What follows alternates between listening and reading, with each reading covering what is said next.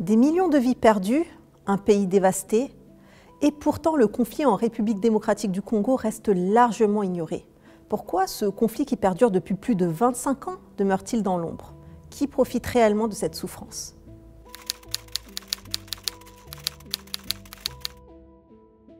La République démocratique du Congo est l'un des pays les plus riches au monde en ressources naturelles.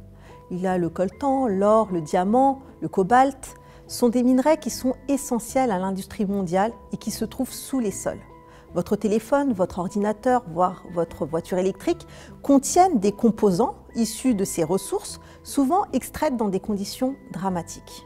Pourtant, derrière cette abondance se cache un conflit meurtrier qui, selon certaines estimations, a coûté la vie à environ 6 millions de personnes depuis la fin des années 90. Des massacres, des viols de masse et l'exploitation brutale en sont les marques indélébiles. Et pourtant, alors que le drame se poursuit, les médias internationaux et les grandes puissances semblent détourner le regard. Pourquoi?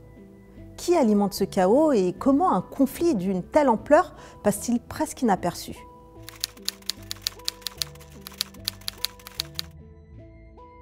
L'histoire du Congo est marquée par l'exploitation et la violence. D'abord, le pays fut brutalement exploité par le roi Léopold II de Belgique, transformant la région en un immense camp de travail forcé. Malgré l'indépendance obtenue en 1960, le Congo a continué d'être la proie des convoitises extérieures. Rapidement, les grandes puissances sont revenues. Mobutu Sese Seko, président soutenu par l'Occident, régna pendant plus de 30 ans, laissant la corruption et le pillage miner l'État congolais. Puis en 1994, le génocide du Rwanda bouleversa toute la région.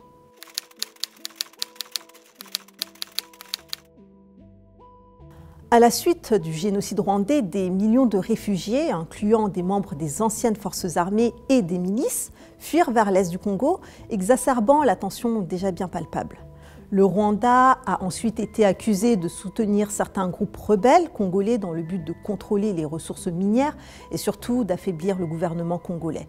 Des rapports de l'ONU et d'organisations humanitaires ont relevé ces accusations, mais la communauté internationale reste étonnamment silencieuse face à ces enjeux géopolitiques et économiques.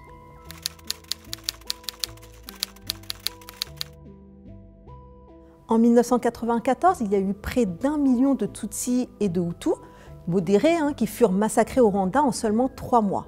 À la suite de ce drame, des centaines de milliers de réfugiés, parmi lesquels certains responsables des violences, se dirigèrent vers la RDC. Le gouvernement rwandais, dirigé par Paul Kagame, lança alors des opérations militaires dans l'est du pays, officiellement pour poursuivre les génocidaires. Derrière ce prétexte se cachait également une lutte pour le contrôle des ressources. Avec le soutien ponctuel de l'Ouganda et d'autres acteurs régionaux, ces interventions contribuèrent à déclencher un conflit dévastateur dont les conséquences se font encore sentir aujourd'hui.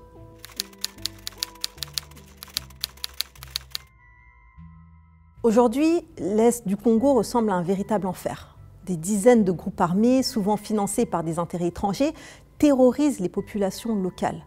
Leur objectif principal, contrôler les mines et s'approprier les richesses du pays. Le Rwanda, par exemple, est régulièrement accusé de soutenir des groupes comme le M23, facilitant ainsi l'exploitation illégale des minerais. Mais il ne s'agit pas uniquement des pays voisins. De grandes multinationales occidentales, dépendantes du coltan, du cobalt et de l'or, sont également pointées du doigt pour leur tolérance face à ces pratiques, tant leur chaîne d'approvisionnement reste opaque.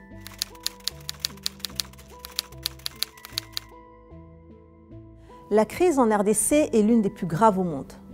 Plus de 5 millions de personnes ont été déplacées et des millions d'autres vivent dans une extrême précarité sans accès suffisant à la nourriture, à l'eau potable ni aux soins de santé.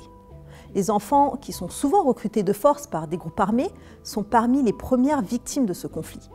Alors que le drame se poursuit, pourquoi le Congo ne fait-il pas la une des journaux internationaux, contrairement à d'autres crises humanitaires majeures ?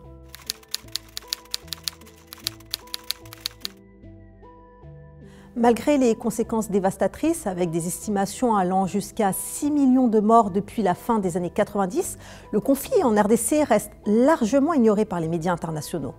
Pourquoi? Peut-être parce que les grandes puissances y trouvent des intérêts géostratégiques et économiques?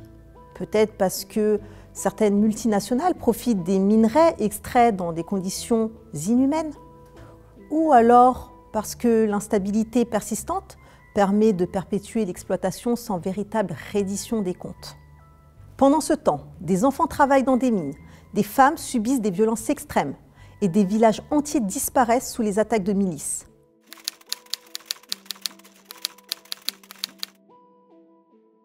Peut-on mettre fin à cette tragédie? La réponse est assez complexe, mais des pistes existent.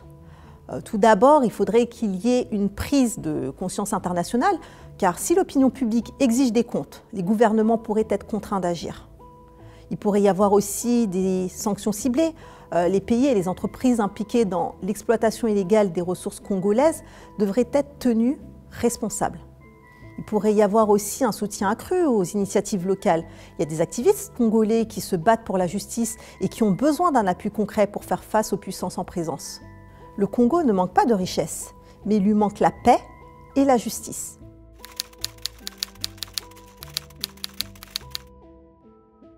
Le conflit en RDC demeure l'un des drames les plus méconnus et les plus dévastateurs de notre époque. Tandis que le pillage, les massacres et les violences se poursuivent sous nos yeux, nous continuons d'utiliser quotidiennement des produits issus des ressources congolaises.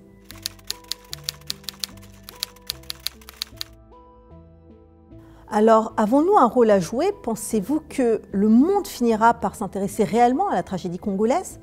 Et comment peut-on agir pour dénoncer ce conflit silencieux et mettre fin à cette souffrance? Dites-moi en commentaire ce que vous en pensez. Si cette vidéo vous a plu, n'hésitez pas à liker, à partager et à vous abonner à la chaîne. On se retrouve très vite pour de nouvelles histoires.